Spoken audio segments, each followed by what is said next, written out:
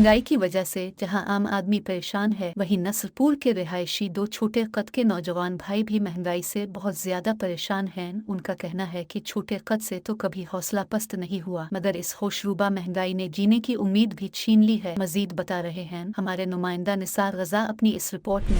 ये हैं तारीखी शहर नसरपुर के रिहायशी छोटे कद के दो बाहिम्मत नौजवान भाई। एक का नाम मोहम्मद आमिर और दूसरे का नाम शहजाद अली मुगल है। 3 फुट के करीब कद और नहायत छोटे छोटे हाथ पैर। टंडोलायार में महंगाई की वजह से जहां आम आदमी परेशान है, वहीं टंडोलायार से मुल्हिका तारीखी शहर नसरपुर के छोटे कद के दो भाई भी परेशान हैं।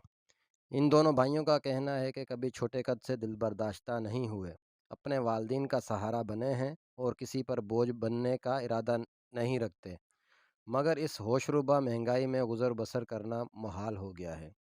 दोनों भाइयों ने गुजर बसर करने के लिए इलाके में एक छोटी सी दुकान तो खोली है, मगर इस बढ़ती महंगाई में घर चलाना मुश्किल हो गया है।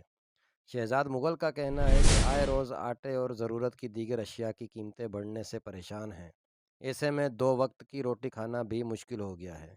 जबकि मोहम्मद आमिर का कहना है कि छोटे कद ने कभी हौसले पस्त नहीं किए, मगर अब महंगाई हमसे जीने की उम्मीद छीन रही है। दोनों भाइयों ने हाथ जोड़कर हुकूमत वक्त से अपील की है कि बराए करम महंगाई पर कंट्रोल करें, ताकि हम जैसे गरीब लोग भी सुकून से ज़िंदगी गुजार सकें। से जो है अपील करता हूँ, मेहरबानी करे ये जो आटा और ये तेल इतना महंगाई जो है, ये मेहरबानी करके जो ये कम करे तो अच्छा है। कैमरामैन टीम के साथ